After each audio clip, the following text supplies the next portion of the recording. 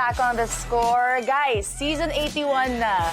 Ilang taon na ang nakalipas since graduate tayo sabay-sabay ng UAAP. How much has UAAP grown through the years since kayo nagsimula? Ngayon kasi, nakakatuwa. Masarap panoorin yung UAAP ngayon kasi yung level of competition ang taas na. Yung mga rookies, parang hindi sila rookies kung maglalaro ngayon. Tapos, alam mo yung standing kasi, hindi mo ma-weigh kung sino talaga yung mahirap i-predict kung sino yung magpa-Final Four. Parang ngayon, everybody's ball, parang ganda lang talaga ng gising. Dati pagdating sa level ng competition, dati din, parang same lang naman ngayon na parang as in, todo sila lumaban, all out sila. Tapos nakaka-boost pa yun lalo yung nala-live ka, yung live ka sa TV, yung gano'n. Parang gagalingan ko para next time, player of the game ako, yung parang gano'n. Yung parang maiisip mo na lang na siguro ito din yung way maka-help din sa'yo na ma-improve mo yung sarili mo. Ayun, yung level of competition talaga ngayon is sobrang intense na. Lalo na yung support ng mga crowd talaga ngayon. Pati sila. Pati sila parang dalang-dala sila doon sa compare mo doon sa naglalaro eh. Pero yung, as in yung mga bata ngayon talaga, as in, grabe sila maglaro na parang all out, kumbaga, every game, every point, parang ramdam nila yung ramdam nila yung game. Yung atmosphere kasi ngayon pag live, iba na talaga eh. Diba? Parang siya yung nagtitimpla ng galaw din ng team minsan eh. Pero yung crowd ng Adamson, ever since naman, andun yung crowd ng Adamson, naalala ko nung time ko, ang ingay ng crowd ng Adamson, laging may sumisigaw, laging may Kasi yung nagtatawa talaga yun. Oo, as in, ano talaga, consistent sila every game, ang crowd ng Adamson. Kumbaga yung crowd may swag, yung mga players may swag din. Pag-usapan naman natin yung swag ng mga players natin ngayon. Si Bernadette Flora, kilala ngayon sa current lineup ng Adamson na talagang pag nakakapuntos, may swag siya. Ellie Soyud. Kayo ba nung time nyo, kamusta naman yung swag ninyo as a player? Noong time ko kasi, parang nadadala lang din ako na emotion, pero hindi ko siya naging parang image. Ganyan. Siguro ngayon, mas grabe lang yung taunt nila sa yung mga swag kasi parang they use us parang maging confidence nila. Parang ma-boost yung confidence nila. Mas napapansin ko yung swag ng kalaban, sabi ko, sige, mamaya ka. Parang gano'n. Parang, sige, mamaya galingan ko na lang para makabawi ako sa sayo para hindi ka na makapag-swag. Parang gano'n.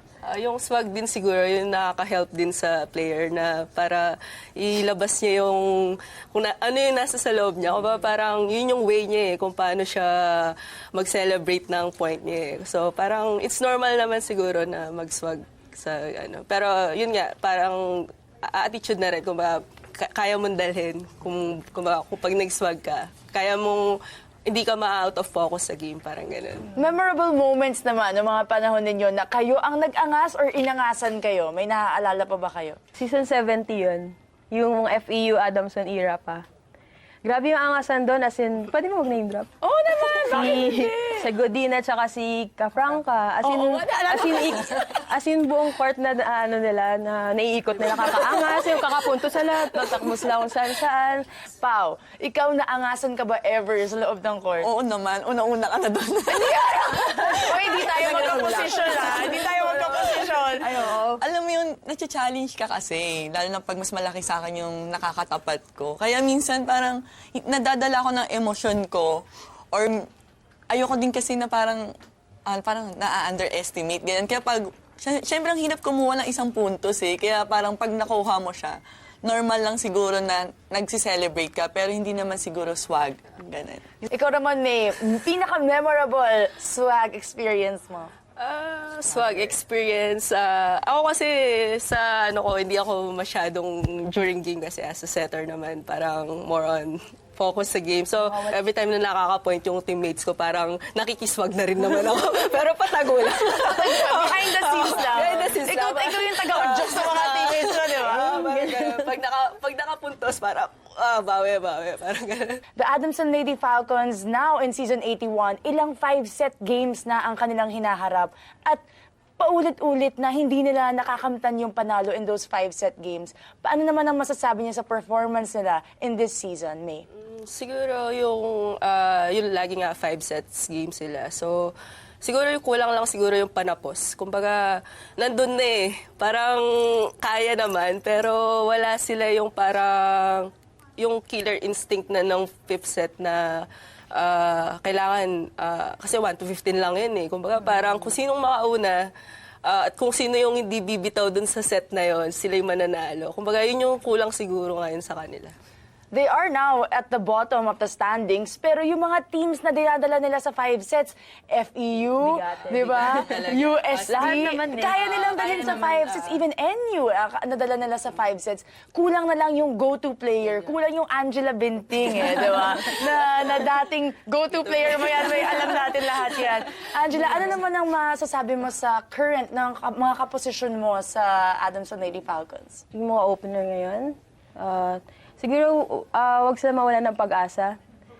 Tsaka, ano lang, tuloy lang, kahit, lalo na pag kunyari mag-error, sila nalawalan na agad ng pag-asa, parang kumpiyansa. So, sa akin lang, i-apply mo kung anong natutunan mo sa training, ano yung pinapagawa sa'yo, kung alamin mo kung paano ka makapuntos, yung kahit ikaw, nag-learn ka pa rin kahit naglalaro ka na.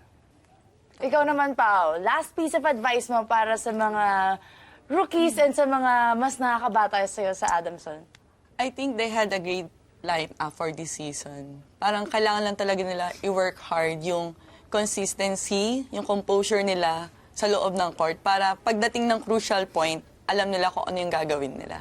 Ayun lang. Saka, yung killer instinct talaga, importante. Kasi, mahirap makukuha ng isang puntos eh. So kapag nag-error ka, kailangan yung eagerness mo na makabawi, nandun talaga. Saka dapat focus sila kung ano yung goal nila for this season. Mas gusto kong maging teammate. Hindi ko pa naging teammate talaga, si Alyssa Valdez. Legend talaga eh. Siya na lang yung parang parang siya na lang yung gusto kong pangarap ko talaga ngayon bago ako. Joke lang po!